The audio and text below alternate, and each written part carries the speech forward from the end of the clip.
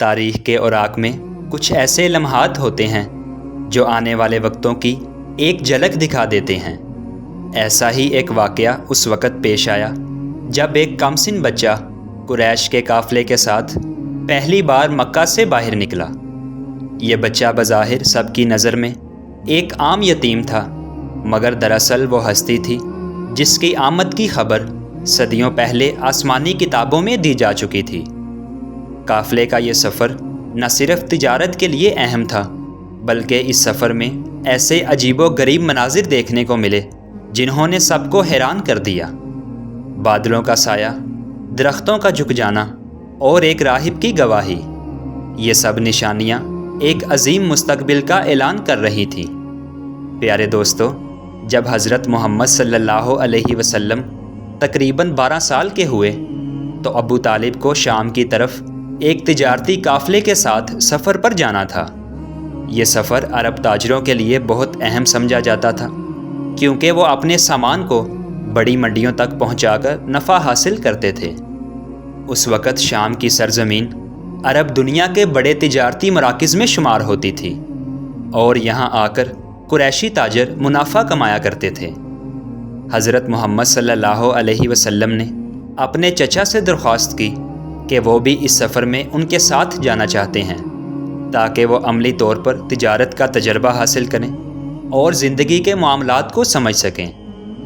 ابو طالب چونکہ جانتے تھے کہ یہ سفر لمبا اور مشقت بھرا ہے، گرمی، بھوک اور پیاس کی مشکلات کا سامنا کرنا پڑتا ہے، اس لیے پہلے کچھ ہچکچاہٹ ظاہر کی، لیکن اپنے بھتیجے کی ضد اور محبت کو دیکھ کر آخرکار راضی ہو گئے اور آپ علیہ السلام کو بھی اپنے ساتھ لے لیا۔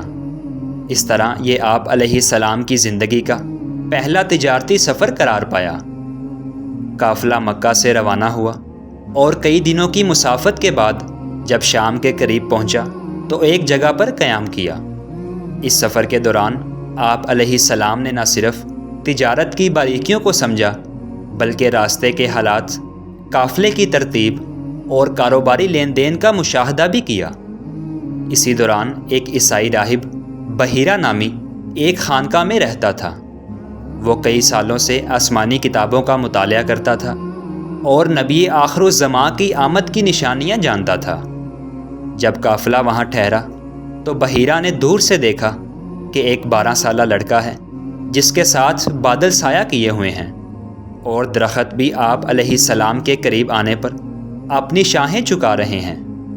یہ غیر معمولی مناظر دیکھنے کے بعد اس کا دل چونک گیا، کیونکہ وہ جانتا تھا کہ یہ وہی بچہ ہو سکتا ہے جس کی آمد کی بشارت ہماری کتابوں میں موجود ہے۔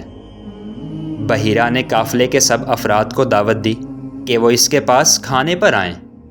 عام طور پر وہ کسی قافلے کو دعوت نہیں دیتا تھا، لیکن اس بار اس نے خاص اہتمام کیا اور کھانے کی بڑی ضیافت تیار کی۔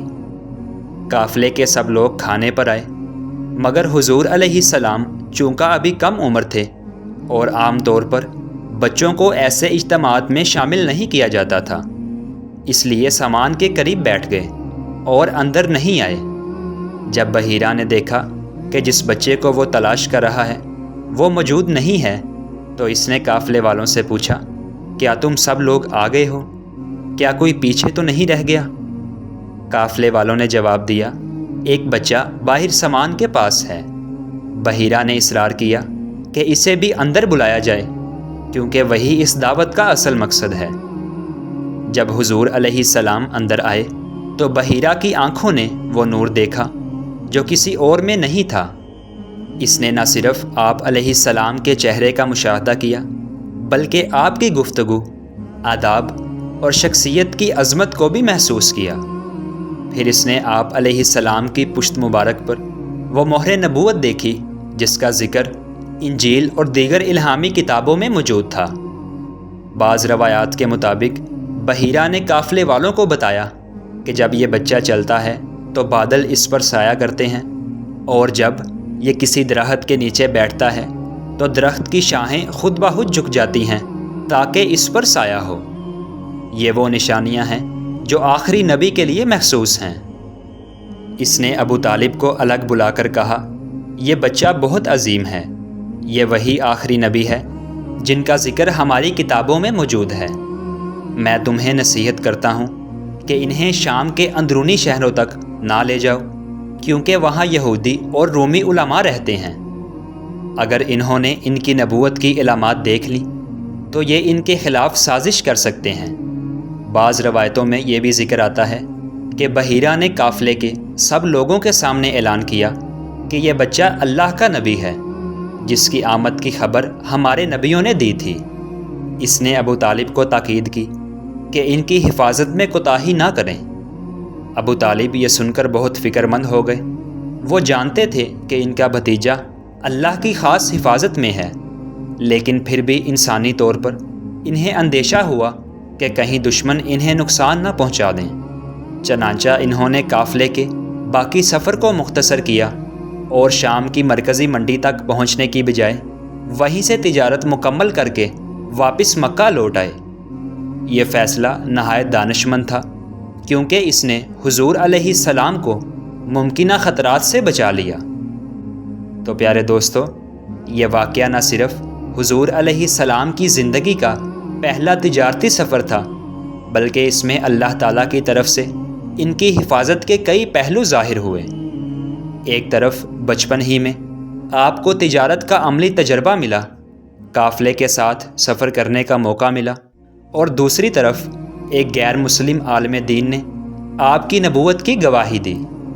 یہ اس بات کی واضح دلیل تھی کہ اللہ تعالیٰ نے آپ علیہ السلام کی زندگی کے ہر لمحے کو خاص مقصد کے لیے چنا تھا۔ بچپن ہی کے یہ واقعات آنے والے وقت کے بڑے مشن کی تیاری تھے، جو دنیا کو اسلام کی روشنی دینے والا تھا۔